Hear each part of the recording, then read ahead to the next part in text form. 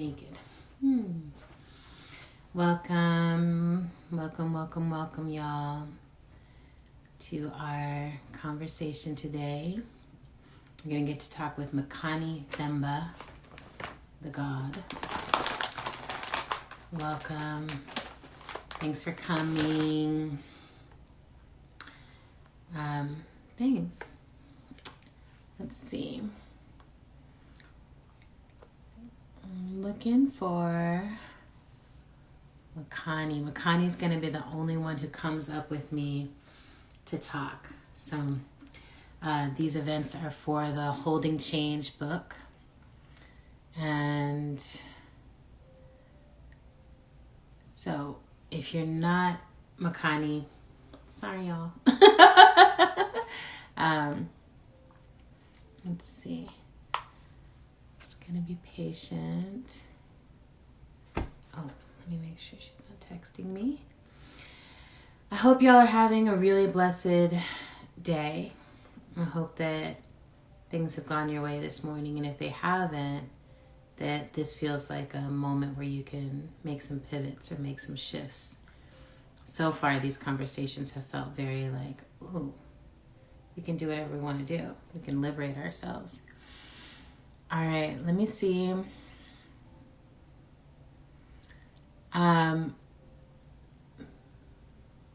Let's see. Y'all are so sweet. All right, Makani, if you're here, let me know.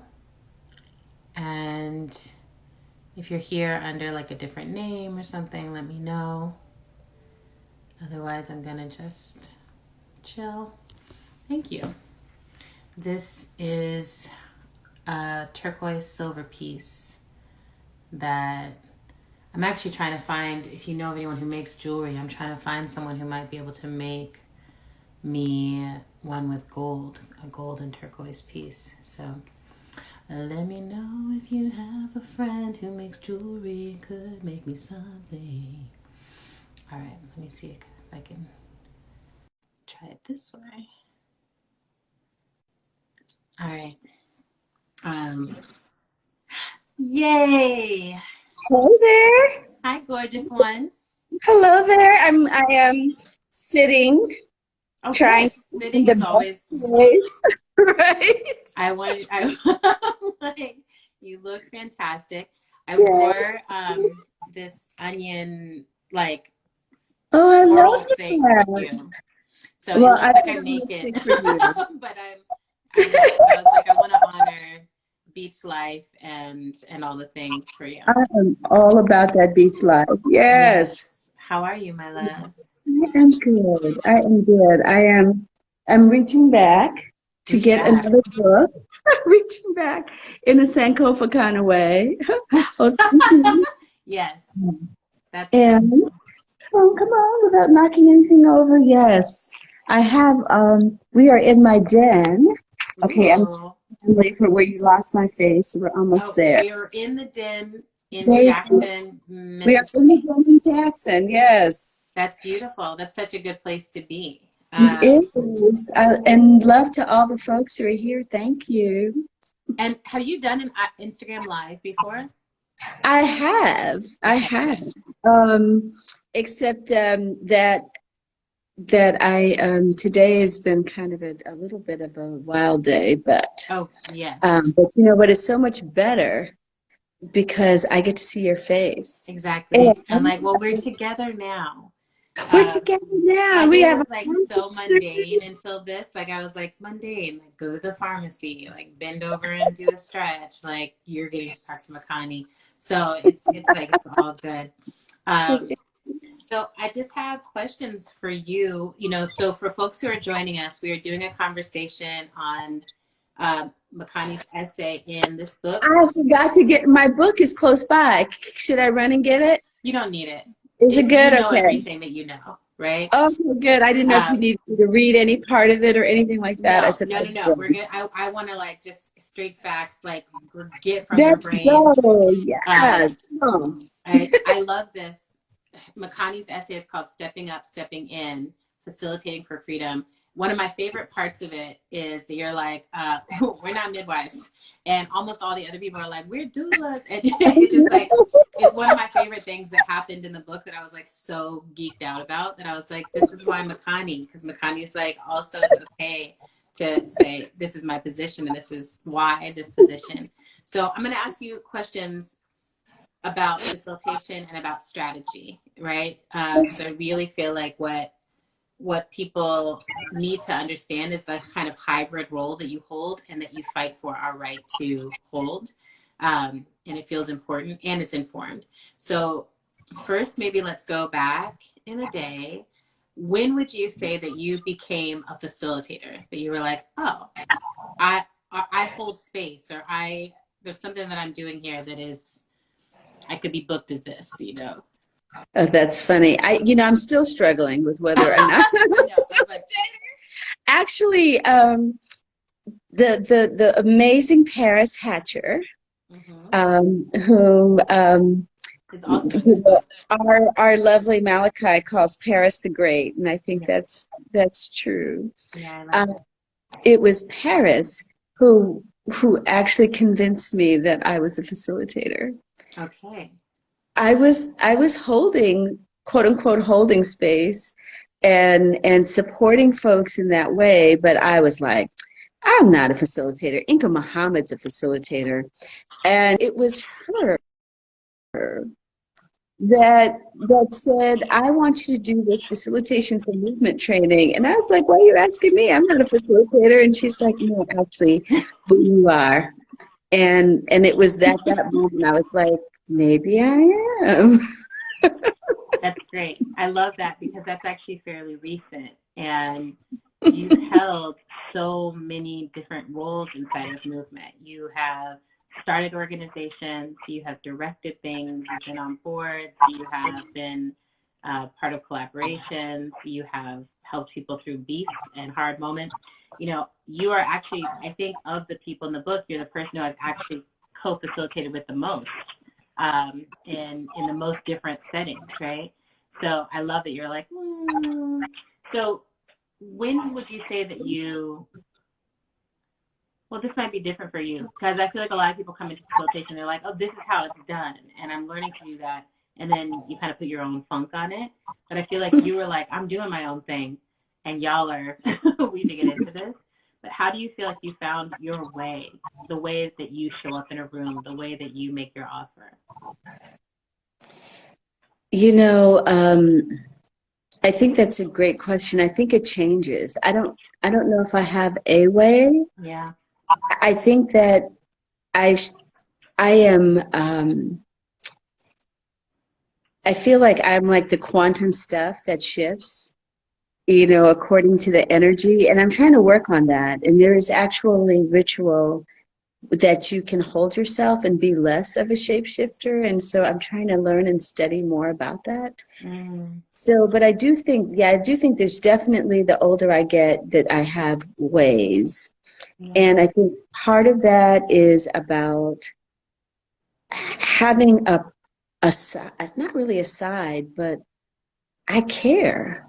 Yeah. Right? I think it's really a Western, just like Western idea that you're supposed to hold space and not care. Yeah. And I think that just doesn't feel organic to me, because I'm Black, I'm a woman, I'm a mama of both blood and chosen.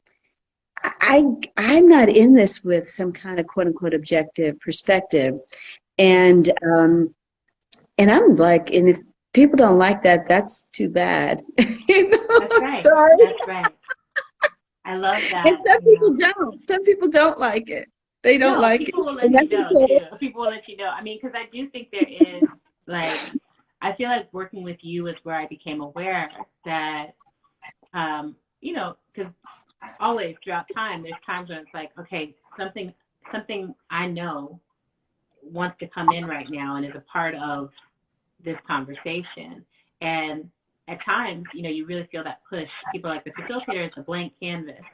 The facilitator is, just an objective space. And it's like, no human is an objective space. That's not how humans work. Like, but you can care or not care.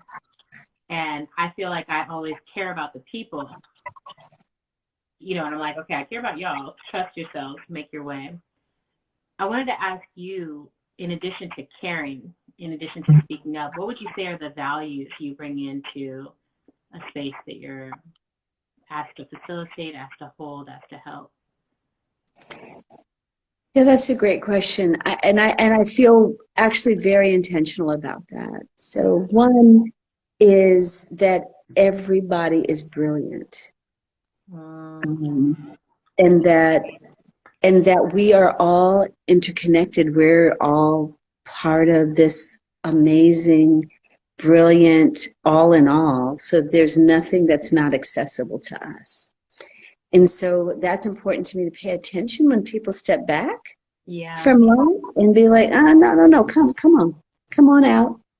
And folks who aren't saying as much, it's important to me not to shame them for their silence, but in spaces when it's just the two of us in between, to say, so what's keeping you from showing up all the way and all of that. So I think that's a value. I think another value is justice, right? History. And people who work with me know that I care a lot about history and how important it is to bring it into the room. Yes. Yeah, I think that, and love, I do think love matters. I think it's important for us to be love, even when it's hard. Because I always think of the metaphor, and I you've heard me say this a lot about Star Trek and Deep Space Nine and the Great Link, and how it only takes one being to turn the link golden, and it only takes one being to turn the link brown, right? And so I don't always succeed at this, but it's important to me to be part of the golden team, whatever I can do. Yes, that's beautiful. I love the light of that. And I saw someone say that it was a little hard to hear me. So is it that I need to speak up, or is it distortion, or let's see if there's an answer on that. While we wait for that, oh, okay, it's not as loud and clear. Curious. I'm not sure why. All right. I'm like, maybe I can put on my headphones to see if that helps.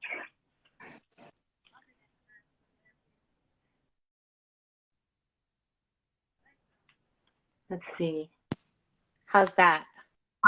A little better? It is clear. Yeah, it's clear. That's clear? All right.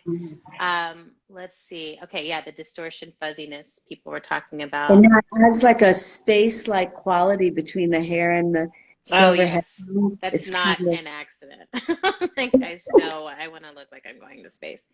I'm writing a short story about Nikki Giovanni going to space, and it's like really lighting up my heart.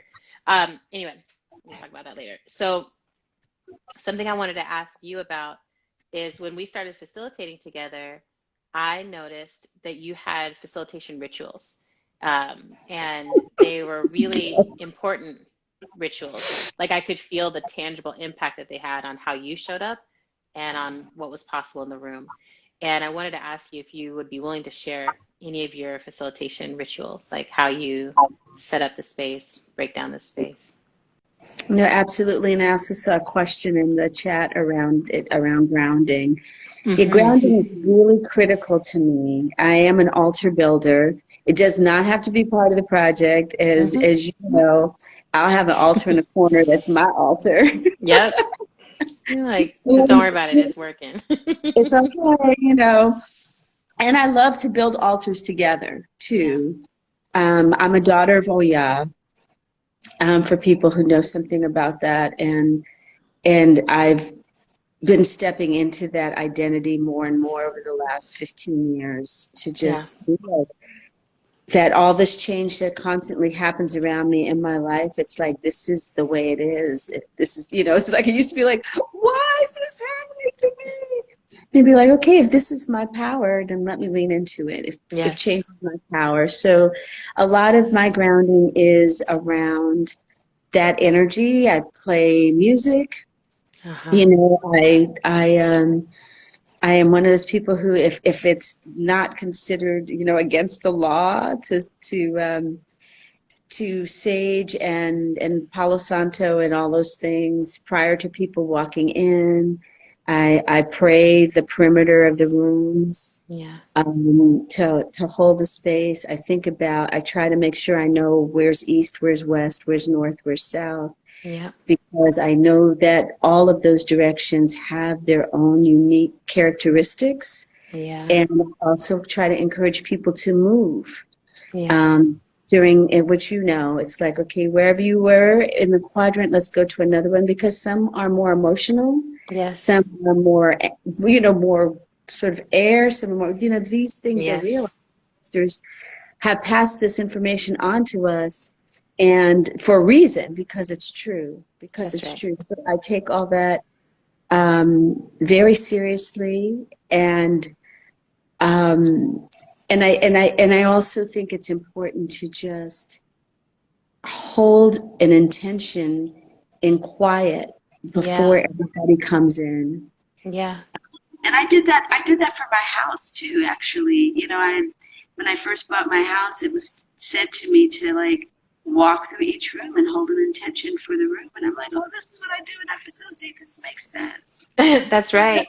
I love that. I just had someone do a spiritual house cleansing, right? And I thought of you because I feel like I've picked that up is that I'm like, oh, this makes so much sense, right? To also make the energy of this room new for this group. And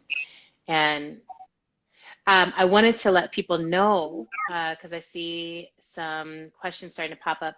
If you have a question, put it in the box that has the Q on it, because the chat moves too quickly to be able to get to. And I'm going to be asking Makani questions first for maybe the first like 40 minutes or so, and then we'll come over to that Q&A box.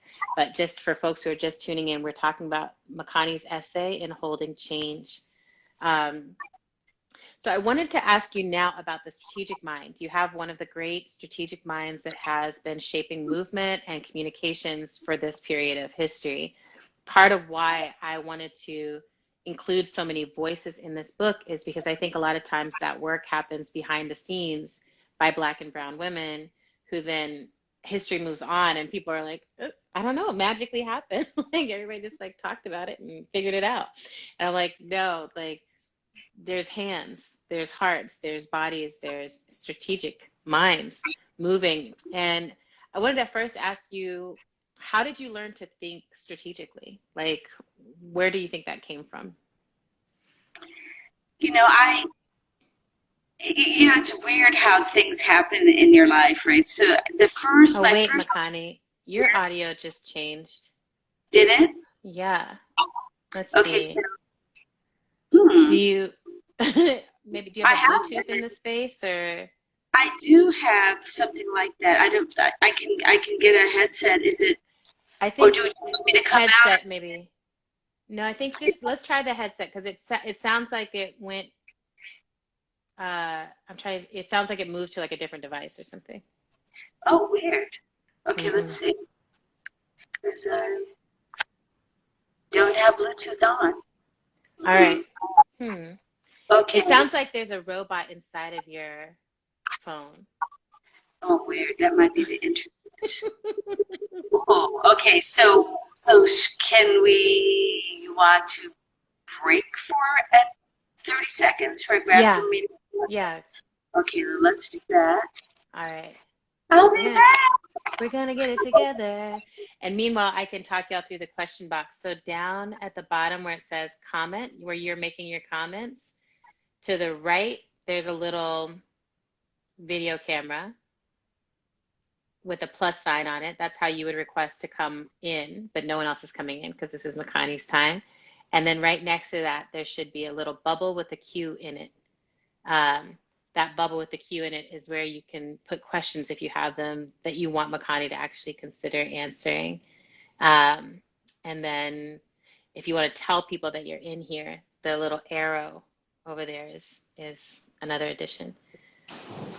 So I think it's worth it to take these breaks and get I think phones are kind of robots, but I think it's worth it to get the sound together.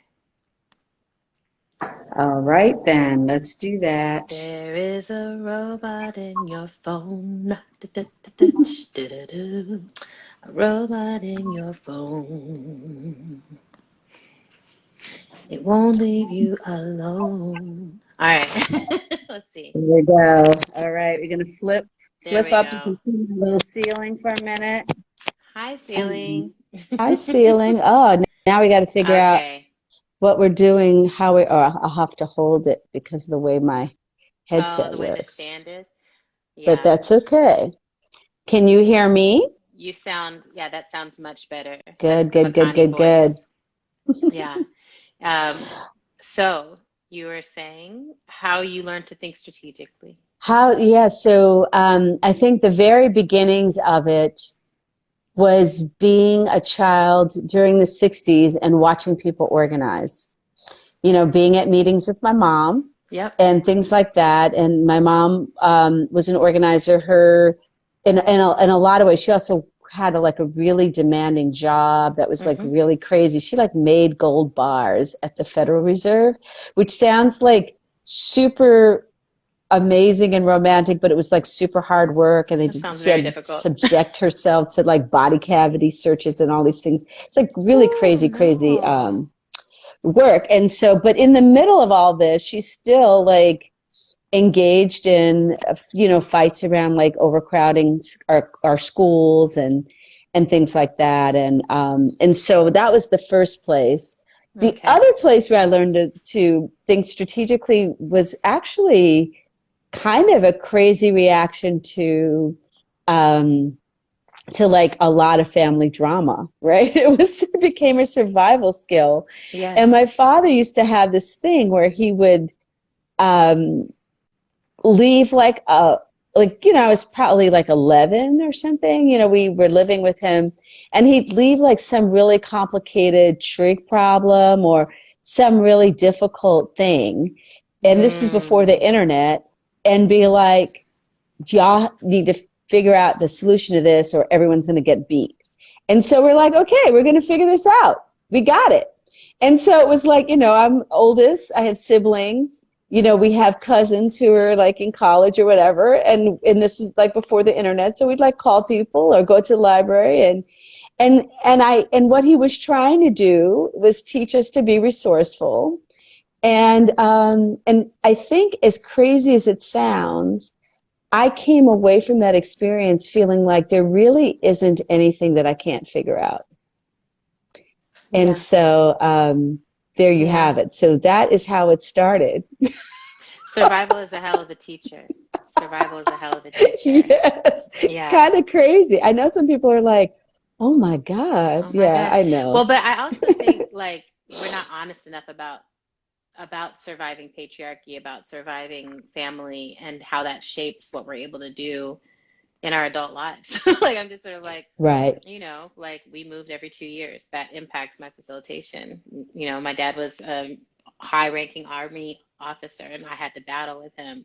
That shaped my facilitation. So I'm glad you brought that in, and I'm glad you named it because one of the things I wrestle with is people trying to offer strategic direction or guidance or advice who have never sat in any positions of leadership and who have never actually been in movement that was successful or been in movement that did things or tried things. They're just like, I see this and here's what I think you should do. And I wonder if you have any guidance for how people who have not necessarily held those positions of leadership but want to make a contribution inside of strategic facilitation, how do they hone their skills? Where can they develop that capacity to think strategically and to help people see the landscape and those skills? Yeah, I think I wish that more people paid attention to landscape, right? I literally have Yes. facilitated meetings or facilitated sessions with folks who, like, for example, organizing around tenant stuff and don't even know who owns their building. I'd be like, well, so who? They'd be like, what? I think Yeah. power is probably the least understood Yeah. aspect of our work, even though we're all trying to build it.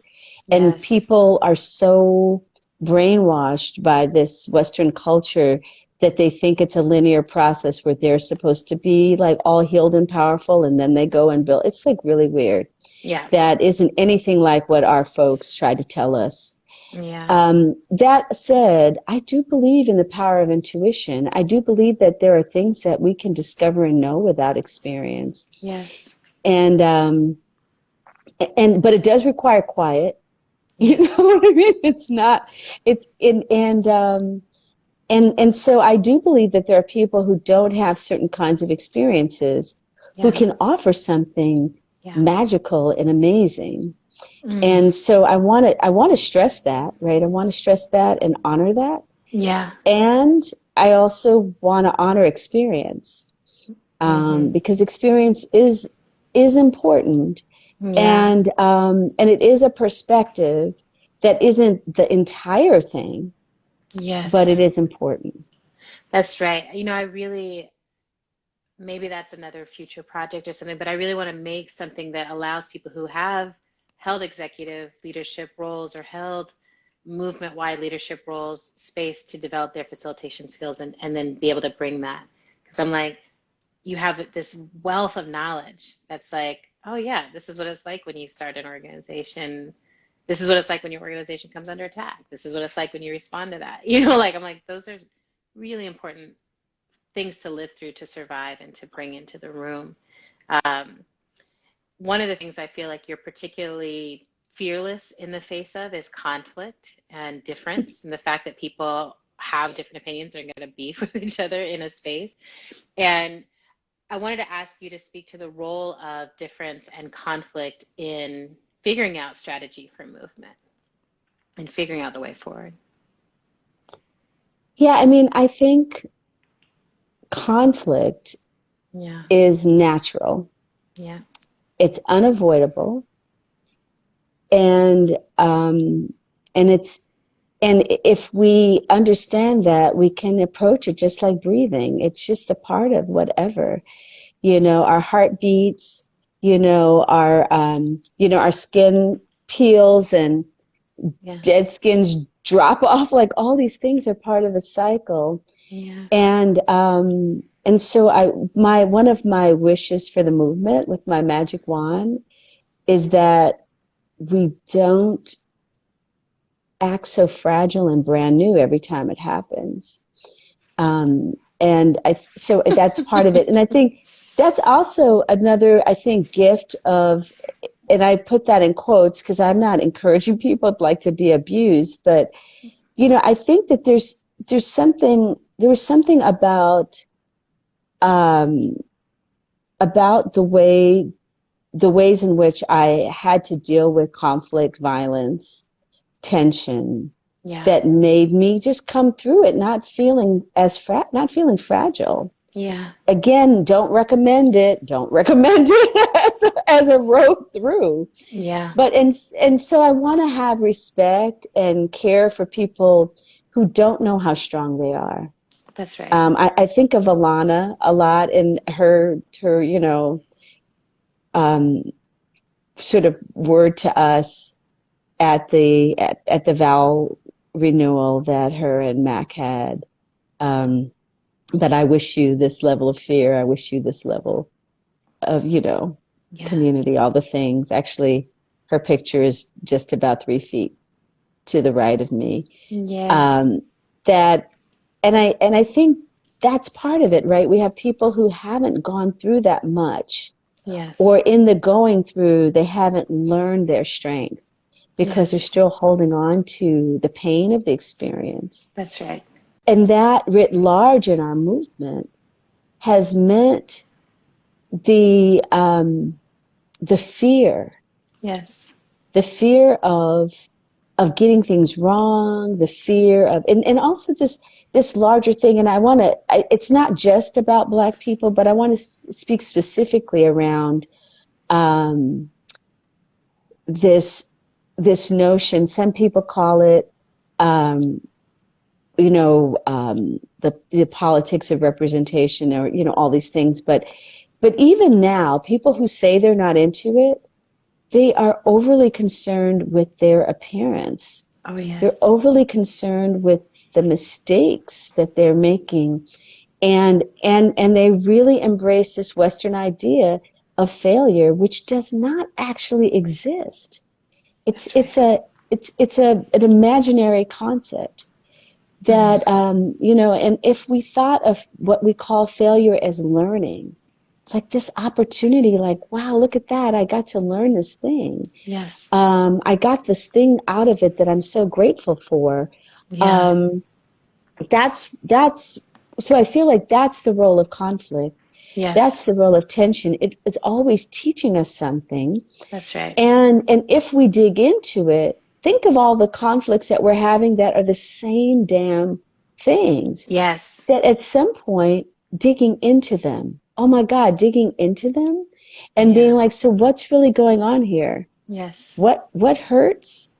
What did we need to learn? What practice do we need to invent that we don't have yet? How do we need to forgive without foregoing our humanity? Like, to me, these are all the questions, and I am still working it through. I'm definitely not perfect, but I'm willing to show up and keep trying. Yes, you are. Well, and I think, as you're speaking, I lately, the thing I keep reflecting on is I'm like, capitalism has gone wild inside of movement space, and I saw this quote recently that I keep uplifting. Barbara Smith said they ran with the identity and dropped the politics. And Oof. I feel, I was Yes. like, Lord.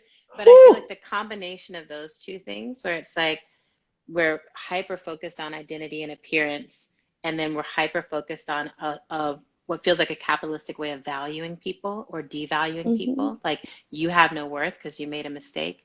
You're out of here. And the combination of those two things of like, who has worth, which identities have worth, which don't. Now, being a facilitator feels like trying to navigate all of that with people, where I'm like, oh, to really hold this room, we'd actually need to like take a moment for everyone to do some self-reflection on like, who are your people? Where do you come from? What is your wisdom? What do your ancestors say? What is a new economy? Now let's talk about this, and I feel like you do that. Like, I see you do that in a space where you're like, return to yourself. Let's be principled in this. And yet I think this is a period where unprincipled struggle is all over the place. And I wanted to ask you about unprincipled struggle, because it feels like, I'm like, dang, this feels like it just showed up, or it just turned up. But you've been doing this longer. And I'm curious, is unprincipled struggle something that moves in cycles? Are we in a peak of unprincipled struggle? Like, what is your reflection on how it's showing up in movement right now? Well, I don't think we're in a peak. I actually think we're better than we have been in a long time. Great. So I want to say that. I mean, I know there are people who are like acting out in all kinds of ways, and social media magnifies that, right? So folks come out of a meeting and then go off. And shoot, there are days when I really have to count to 10. Where I'm just like, man, I'm about to just blow this out, Yes. But what I do know, I mean, I'm a person who remembers when people brought guns to meetings. Okay, so I'm like, so to me, it's like, nobody shot each other. We're doing good, fam. So, and I know that's a low bar in some ways, but also we have more language, right? We have more emotional vocabulary. We have more skills. We have these exercises. We have emergent strategy. We have, we will not cancel us. We have stuff, right, that people use and they're counting to 5, they're counting to 10. And, and then we have hurt people. Yeah. And then we're trying to do this without the larger sets of infrastructures to help us heal and to help us manage. So it's like, where is the mental health support? Pretty much none. But That's yet we're right. trying to do this work and we're blaming ourselves and blaming our movement when really this is what our taxes, this is what our money should be coming together. This is what the beloved state would look like, the beloved That's right. state, not the state we have now. There's so many things we blame on ourselves that really the state should be doing. That's right. That's why we need revolution, because we need a state that holds the work it's supposed to hold, and That's all right. of this money that we pay for taxes and all of the stuff that we do. So we're facilitating in the midst of this. Yeah. And so I think part of what we have to do is remind people Yeah. that it's not all their fault, That's right. that this work is also about not just us holding it, because some people get so frustrated and so hurt, they feel like they want to control everything. So they're like, well, this is what I can control. I can control my healing. I can control this. And I totally get it. Yeah. And I'm like, it is not going to be the long-term solution, because our people are going to continue to pop out, act crazy, send out, tweets that you're like, boo, you really should have taken a nap first, or what, like all the things, right? That's right. Or you need therapy, or you need community, That's right. or you need to work through those things. And as somebody who, like, have a classic, like what, adverse childhood experience or whatever, those things, like, and all the things that I know, that those things affect how we show up. I know it Yes. because I embody it. I work That's it right. through. Like when people start crying, I get annoyed. I know it's about my own past, right? I'm just like, That's why are right. you crying? That's right. And I'm like, I'm angry because I didn't get to cry. That's I'm right. angry because, so it's sort of like, so to our journey to self-awareness, it's not a linear thing. Like we have to be completely self-aware to do this work. Right. But we do need to recognize that facilitation can't solve it all. Right. That's right. I mean, this is the thing I often think, and it's made me step back from holding facilitation in certain ways and doing certain things because I was just like, um, that desire to fix and control, right? I'm like, Right. oh, like I know I can figure this out, but that won't get us collectively free, right? That's How right. how do we how do I play the role that evokes the we? And the mental health piece is so massive. Like I really made a boundary for myself or a rule for myself that I would not engage with people who appear to be having mental health breaks on the internet, right? Period. Like I was like, if I know that person and I feel like I can reach out to them individually and offer some support, offer some help, I will. But if I think we see that so much, I'm like, what this person needs is a community to hold them and be like, you don't need to be online right now at all, That's right? right. But instead, people are like, oh, let's go for that. Let's go all jump in.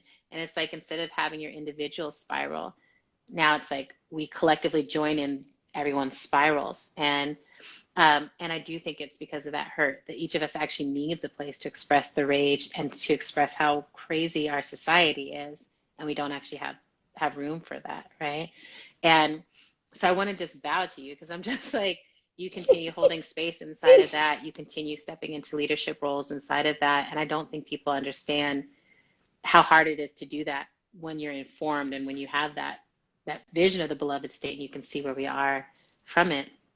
Um, I wanted to ask you about the midwife piece, and because I loved it, like we've been facilitating side by side for years and years. And, for me, the doula metaphor, the midwife metaphor is one that I always draw on, especially when it comes to tension, right? As I'm like, we're pushing through. But I love how you start this essay off, and maybe I will read it to you, read it to Go you and the for it. people, because it's just great. So you have this quote here. They asked her to midwife as if this was birthing. It wasn't. There was no single being created, no little life to tend. It was a meeting. They just found themselves without words for what they were trying to create. And there she was, femme, and willing to hold them in a strict economy of words, speaking only when it was absolutely required. And you talk about wresting facilitation away from the Western canons of management, masculinity, and efficiency, a version of facilitation in the feminine, and how to do that without ceding our knowing. And I wanted to ask you to speak on that because it feels like such an important point for those of us who are Black feminists bringing this technology into a world. Yeah, obviously. Well, I wrote that. It just came out of me whole. I literally wrote Yeah. that thing in maybe an hour. Yeah. It was just like, blah, here it Yep. is. Yeah. You know? It feels So clear and it feels whole. It feels like it that. was like that. It was like that. And I think part of it has been my experience, of I I think that this idea of there's a feminization of movement labor, not just facilitation, That's but right. all kinds, that has meant like lower wages, harder work, all kinds of things, right? Yeah. And I think with facilitation, um, it is definitely progress to go from like the old school, like where it came from, like it came out of this military thing. People would tell you what needed to be done, you do it, and there wasn't, the give, the questions, those kinds of things, right? And so, Black women did that. Black women really came to this field, and I'm not talking about the ancient traditions of how we held space, Yeah. because as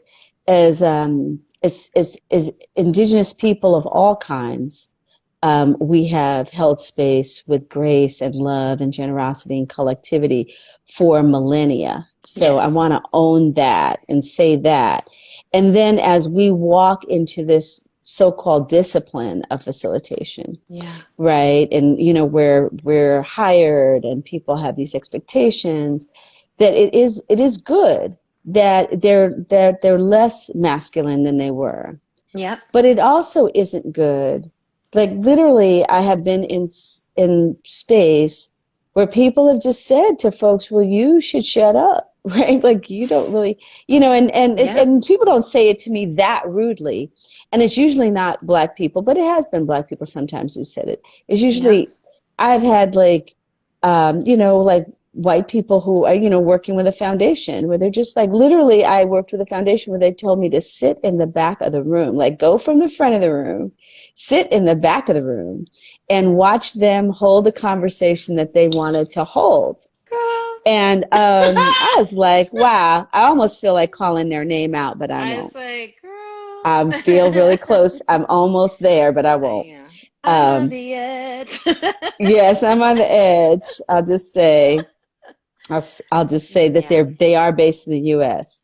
Um, I knew it. but the whole thing is this, Yeah. that that this what childbirth to me, and maybe because I went through it, so I Yes. have a really really specific experience around it. Yes. Childbirth to me is a beautiful opening Yeah. where you essentially surrender your body to the purpose of helping this life move through it. You do what you need to do. You take the pain, you do the stuff.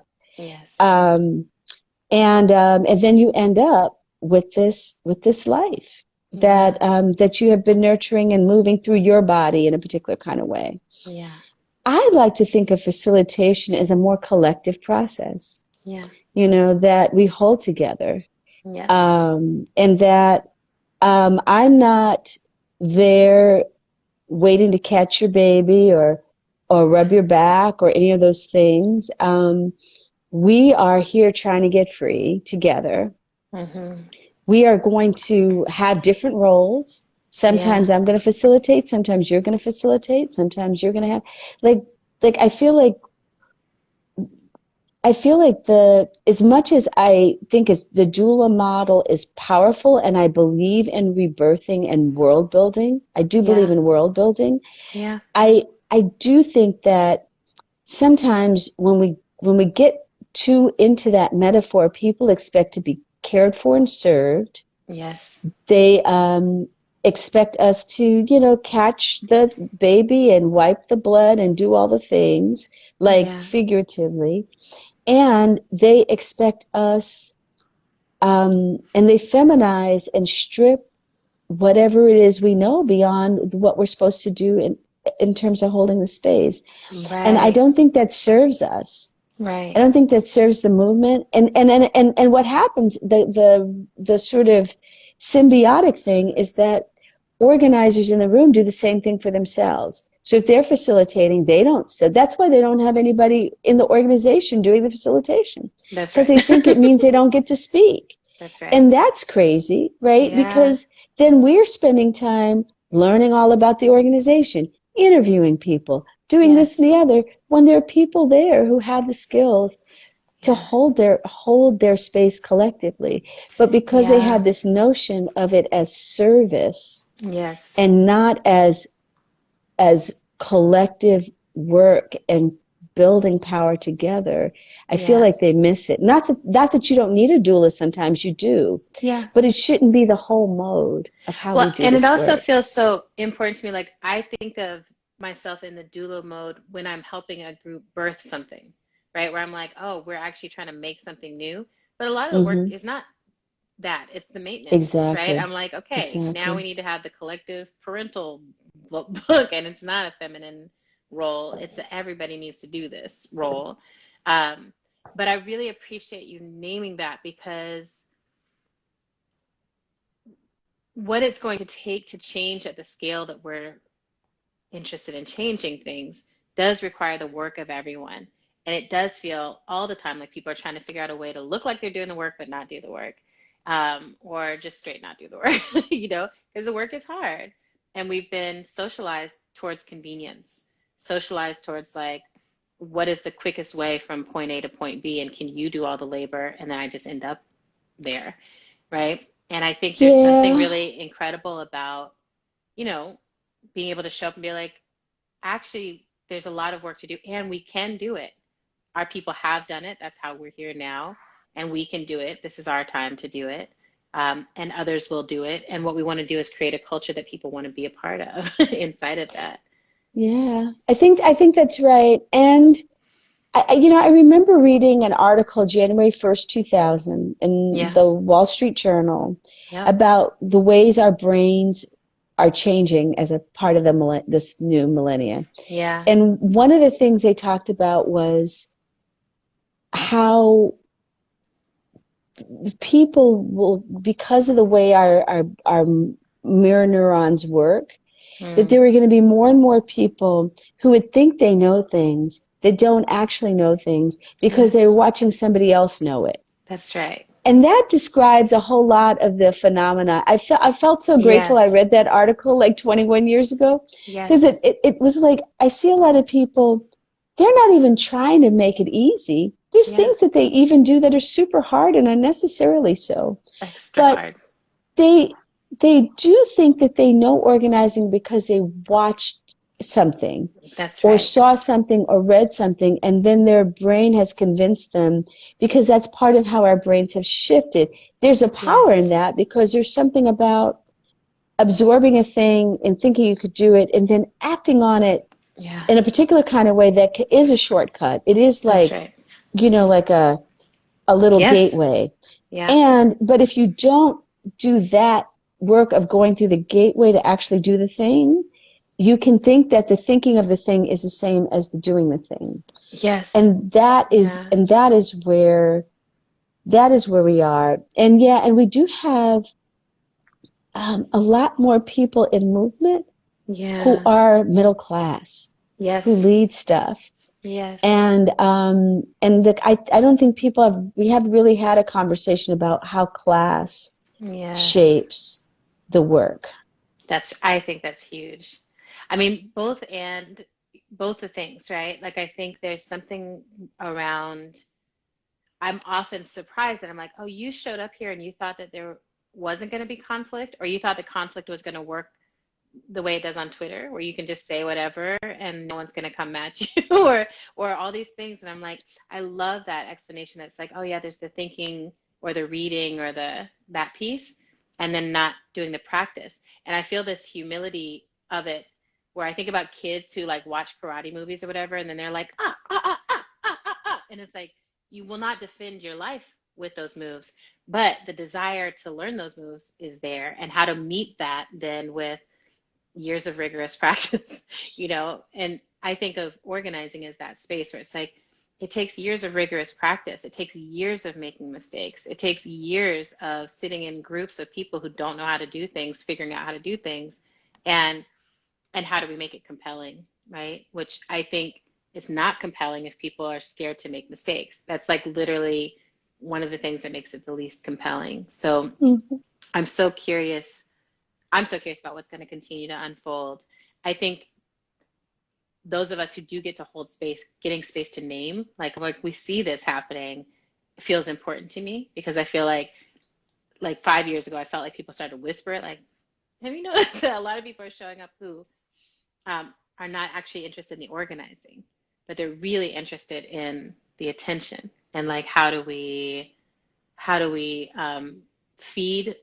nourish a movement that is getting structured in that way, in a way that guides back towards like the healthy interactions. So I have 2 more questions, and then there's several questions that have come into the Q box. How does it feel to have the essay out, and how would you like people to use your essay?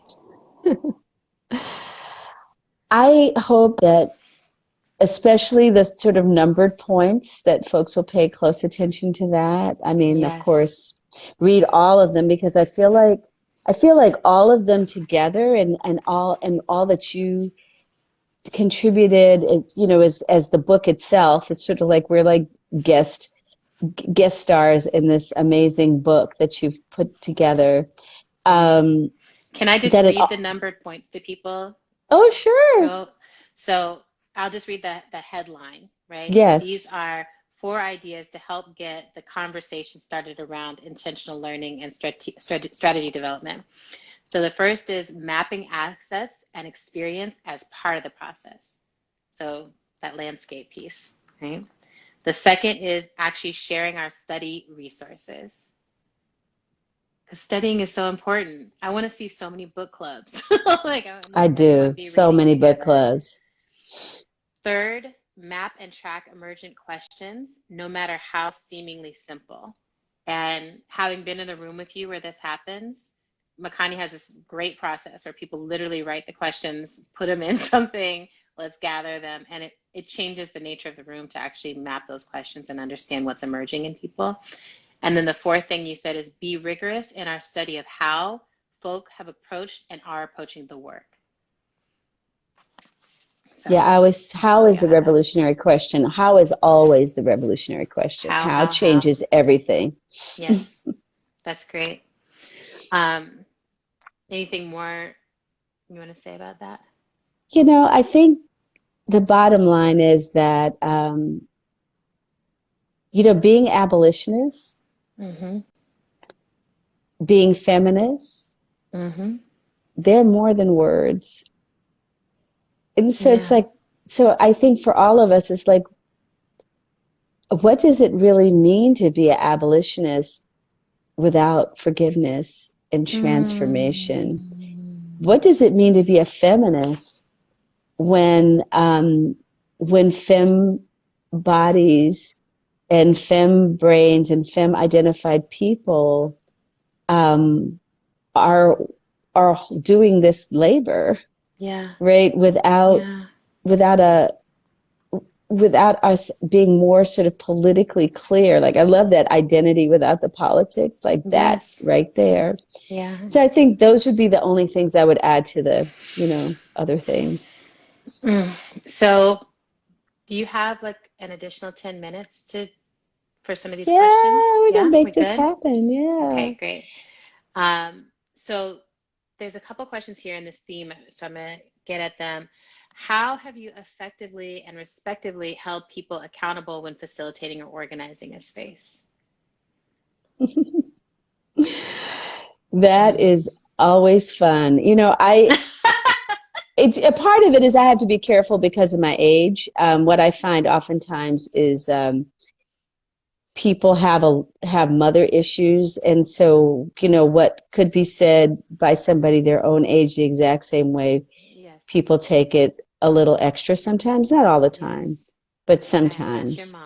Mm-hmm. Yeah, there's that, and then there are people who are like, yeah, but they think that people who are like their mom should shut up. I literally was in a meeting of Black Yeah. people where somebody said, the only thing Black women that Black women, older Black women, were basically like the most messed up part of the movement, and it was like this really crazy rant, Ooh. and Ooh. how they had a grandma and their grandma bakes cookies for them, and I was like, this is a feminist, supposedly a feminist, a Black feminist speaking, actually a Black feminist who has a huge following on Twitter, Ooh. whose name I will not call.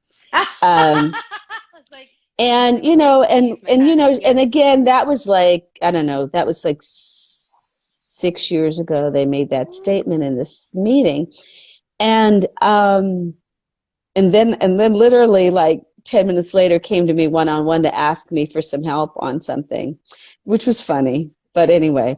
Your sense So of I humor think is such a special survival tool. it has gotten me through all the things. Mm-hmm. But I say all that to say that um, I think that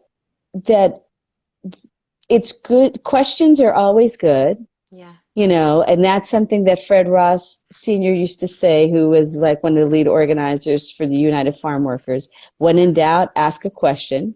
Yeah. Um, so I think that's always a good way to help a critique. Like, and sometimes you're leading questions. You have to work really hard to be like, so you don't want to be Yeah. like, so have you always thought this fucked up? Or you have to come up with like a nicer way. And then sometimes depending on the level of trust in the room, to just be like, so family, I'm going to go out on a limb here and just say what I think is needs to be said. And then sometimes, like trusting the oracle, right? Trusting the That's oracle right. and is to be like, okay, we're going to stop for a minute and everybody write on a sheet of paper to themselves. I'm always about that. Yeah. Here's a post-it, here's a thing, anonymous, whatever. Write what you think is going on right now. That's right. And usually 90% of the post-its come back with the thing that you were going to say, that you were going to Yeah. name, Yeah. because the oracle is real. That's right. That's right. And I think there is, I feel like I've learned that the hard way of like trusting the people that they know themselves, but they might be scared to articulate it. It's like if I'm sensing something, it's usually known in the space, Mm-hmm. but people need the bravery, the support, the holding the room to say it. We have a few people who want to know how to take a facilitation course from you. That's a good question. Paris the Great Yeah. does this facilitation for movement thing that I do. And I don't know, COVID, we stopped. So I don't know Yeah. when it's going to happen. But if it Yeah. does happen, definitely will let you know. Great. Yeah. And also know that you probably know everything I know. If you sit still, it's probably right there. Mm. Maybe. So, since you mentioned that, with the pandemic and COVID, there's a question here around how do you create a solid container, clear the space, and do all that in the Zoom realm, in the online Uh, meeting realm? Like, have you figured out tools for that? True confession. I started off my Zoom realm not doing all that. Right? That's I right. started off like acting like it was going to be whatever. Yeah. And that was such a mistake. Oh my God, it was such a mistake. Yeah. And so I would have these crazy meetings Yeah. and be like, "Oh, what is going on?" And I would be crazy. I'd literally like go to Zoom meetings like half awake, hair all over my head, like whatever, boo, I'm here. We're all here. It's Zoom. Yes. And so my 2020 lesson after that blowing up Mm-hmm. terribly, is to be like, I have to take the same care. That's Whenever right. I take the same care, like if we were all in person, um, I have to even though sitting there is long and people are tired, you got to start in quiet. You got to start, you got to ground. It doesn't matter how long the meeting is. You got to Yeah. ground. You got to ground you. You got to ground your space. Yes. And know that, the ethers are real, that we are connected to each other virtually and physically. I mean, the energy Yeah. is different physically, but we have to treat it the same. Yeah. That's great. I really appreciate that. I feel that. Um, I'm like, hold on a second. Looking at the questions. Yeah, and as you look at that, I'll just add one more thing, and that is Yeah, great. that the other learning for me around virtual support is um, shorter, more breaks, m- embodiment, Yeah, music. great. Like you do Shorter, that in more person, breaks, embodiment, music. I love that. necessary, I absolutely really love necessary. that. I feel like people, it took me a year. I was so resistant to more breaks. I was like, we can definitely do 9 hours straight. Like, go pee if you need to, weakling, Right, that kind of exactly. energy. I And was so it there. took, I was, I was there. And now I feel like I'm the opposite. I'm like, it's been 45 minutes. I think we need our biological moment, like the more you recognize that we are bodies, that changes it all. Um, so we have some good questions here. How do you call in the group that is treating someone like the gold medal winner of the Oppression Olympics? Ooh, yeah. Hmm. This is where history matters. Oh my gosh, people come into these conversations with all the social amnesia that we are socialized to have, right? We don't Yes. learn about each other. We don't know anything about our history. The more you know about other people's history, the more you know that we Yes. are on these journeys together, together, That's right. together, together. Um, yes, there's anti-blackness. Yes, there's questions around indigeneity. There's like all these things, right? There's xenophobia. There's all these. The more we know, the more compassion. Knowing helps us have compassion, and and Mm. and even the history, because we are our bodies have our ancestors' stories and trauma and pain. We have life course, and then places have trauma and Yes. also joy too. So wherever we are, like say a place like Gary, Indiana, which is Yeah. like the Haiti of America, the place that continues to be punished because it was the first free black place, Yes. in the United Yes. States, essentially. So it's like understanding, it's like when we facilitate, what's important to me at least, I feel like um, coming in, understanding where I'm at, understanding where folks are at. Yeah. And that takes time. People don't want to pay for it. Yeah. They want you to just show up, come up with an agenda, or sometimes they'll even tell you what the agenda is. And can you just hold space? Can you Like, just do I'm it? about to birth this baby, catch it. Right. Literally, Um, yes. and so I feel like, um, this issue of the root cause of this gold medal Yeah. oppression Olympic stuff is our ahistorical approach, our Yes. lack of knowing who we are, our lack of rooting in the places where we're working and understanding how the sadness feels, our lack Mm. of compassion. That's right. And then, and I guess because I'm a person, which people could probably tell by the look of me, that I embody quote unquote a number of quote unquote races, whatever that means. Yes. Um, and so I have family story and appreciation, um, that I want to encourage people to just like, if you haven't read something about somebody who doesn't look like you in the Yes. last year, Yeah. It's time to maybe start. Yeah. It's time to maybe see what that looks like and Yes. see yourself, because Yeah. the only way that we are going to get free, Yes. and be liberated, because those are two related but different things, Yes. is that we are going to have to see ourselves in one another. And we cannot do that if we're stuck on who is the most oppressed, and or have people also give away their own story, because I see that happening. But people Yes. are like, well, I don't really matter, because Yeah. Black people, they win the medal, or Yep. Indigenous people, they win the medal. And I'm not saying like, it's good to know, and it's Yeah. also like, own your truth, own your story, know your path, because it also helps you not feel superior too, because the other side of that Exactly. is Exactly. I have a podcast that I'm doing now that'll come out in the fall, and I was interviewing one Thrilling. of my heroes, Hunter Adams, who's a neuroscientist, and he was Ooh. talking about so many things, but the neuroscience behind why we shouldn't use the word white supremacy. So deep, Mm. and Mm. so profound.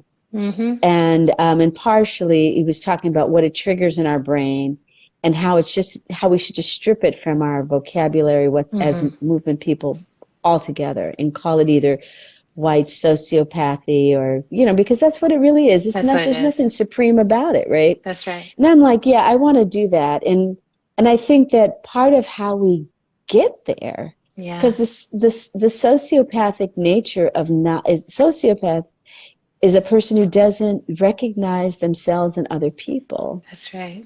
We have mass Mm. sociopathy. That's what we're Yes. dealing with. That's capitalism. That's That's capitalism. survival of the so-called fittest versus survival Mm. of the most cooperative, you know. Ooh. Okay, you're dropping massive. I was just like, yes, Makani, drop it. This is why it's so exciting to always talk with you. Um, I'm like these shifts, I don't know if you saw the one that was going around recently where it was like shifting from people of color to people of the global majority, these shift white supremacy to white sociopathy. I am so excited about recoding ourselves. Like it feels like Yes. there's something where it's like, oh, we can recode ourselves by the way that we're speaking about this moment and our role in it. And I always feel so available. I'm like, let's be available to that recoding. So let's be available Yes. to it because words are spells. Words mean things. Words change the way we see and understand ourselves. I love that rewiring. Um, there's a question here. I would love to hear strategies for building trust so we can authentically navigate disagreement. Yeah, that's important. It feels Iyanla, related. Sounds yeah, like, it's yeah. so related. It's everything. Iyanla Yeah. Van Zant has this book called Trust, Hmm. which I read maybe a couple of years ago, and I'm rereading right now. Yeah. Partially because I'm on this journey where I want to trust myself more, and so Yeah. I, I found that book helpful. Yeah. And so there are actually some strategies in there that I think are really interesting. So that's one thing. I think Yeah. trust.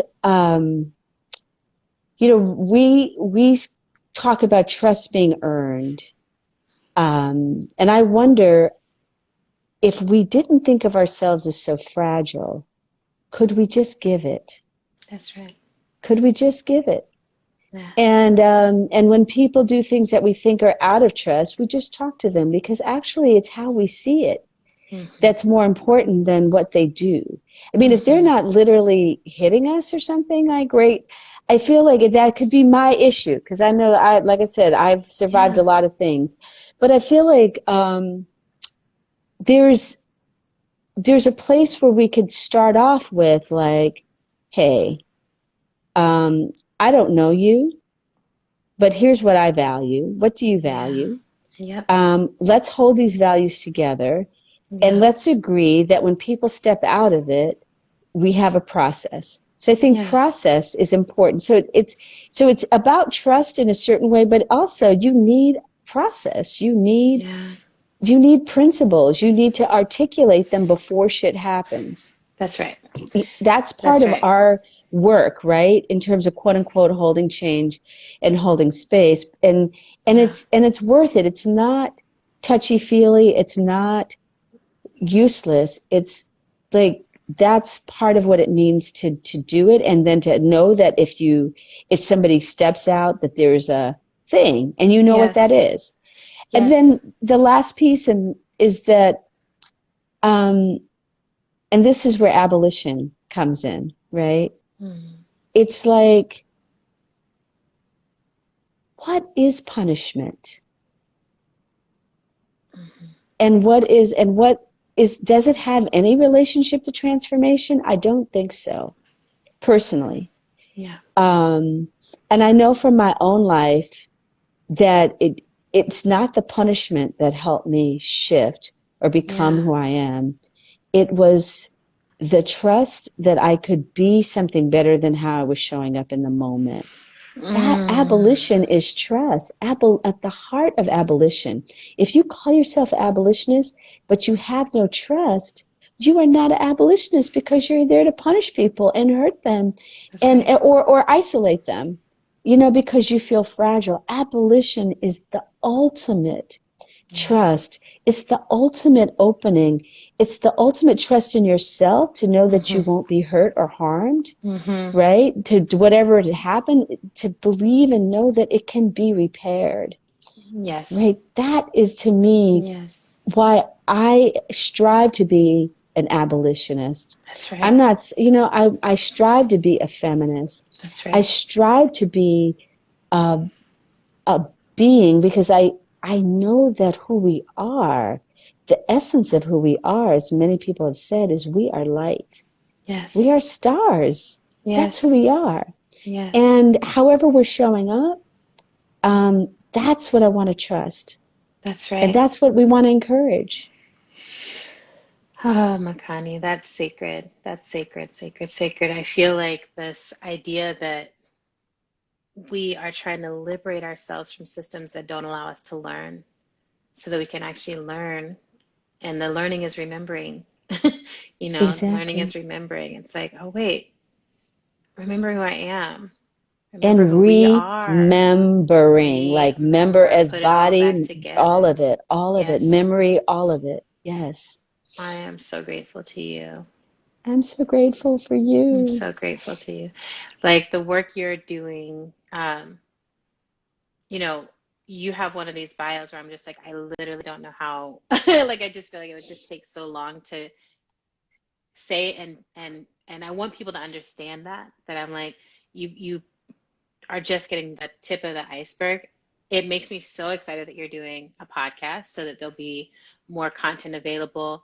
If y'all missed it, Makani and her brother Robin Kelly were just interviewed, and that is up for on the How to Survive podcast. It's So much fun. incredible. I want all of us to gather together to say memoir, memoir, memoir, like, because the life you've lived and the lessons from it are so intertwined, like it's just so deep and so beautiful. Is there anything that you want to uplift, that you want to point people to, that you want folks to support before we close out? I am so grateful for this book. I'm Yay. also so grateful for, We Will Not Cancel Us too. Thank you. So I'm hoping that people will take the journey through the book, and see and hold what they can. Yeah. I'm also looking forward to more conversations like we had this conversation, but it's Yeah. like, tweet what you think, Yeah. tag us. I want to know. Yeah. I want to hear, because we are literally connected. We're in this Yeah. together. And I trust our genius. I trust our collective Yes. genius. Yeah. I keep thinking like we're never untethered from it. We're always connected to it. We just have to remember. So Yeah, there are some days where I'd be like, mm. yes. No, this actually, I mean, I will just say before we go, the pandemic has been such a good teacher, like a Hmm. terrifying, grieving teacher, but a really excellent teacher of everything you thought made you valuable in the world is not what makes you valuable in the world. Like you are alive amongst the living, and that is what makes people valuable. And you, the value that you have in this world is by living and making the mistakes and being in the present moment and doing all you can. And when you're done with that, you will be a valuable ancestor, and that will be enough. There's a sense of enoughness that I just feel like is so present right now. And when you're talking, I'm just like, yeah, the brilliance we have, it's all here already. It's just like, how do we drop in and be present to it? Because I think a lot of times we outsource it to the future. I've been guilty of this. Like, I'm like, oh, in the future, we're going to figure this out. And it's like, we're figuring it out right now. Our We ancestors were are a figuring it out then, millisecond away from, I always say this, we are a always. millisecond away. All we have to do is take one breath and step over the line together, That's and we're right. there. And it is a commitment. Whenever you say that, I'm like, it is that to me, it's the commitment part that we're so scared about. It's like commit to being in this moment and being responsible for it. Um, and I think that's what facilitation offers people is like, we are responsible now for what's happening. Um, we're a millisecond away from freedom. You heard it here first. Makani Themba breaking it off. Breaking it with what we need. I love you to pieces. I love you. We we were going to have one more session tomorrow, but the person has to facilitate. They got called into a last minute facilitation. So we're going to take a break tomorrow. Next week, we're going to be back. Ajiris is going to be next week. And we're also going to talk to Yay. Zuri, who developed all the assessments for us. And I'll just be announcing like basically 24 hours before a session, I'll announce it. I will be saving this. It'll be on the IGTV under the Holding Change series. So you can come back, share this wisdom with other people, let them know they have to hear what Makani said. They have to hear it. They have to hear it. And yeah, we're slowly, surely going to make our way through all the contributors. So we'll keep it going. Love you. I love you. Love you all. Thank you all for coming through too. I Yeah. see a lot of fam. Yeah, so many friends and family. All right. See y'all soon.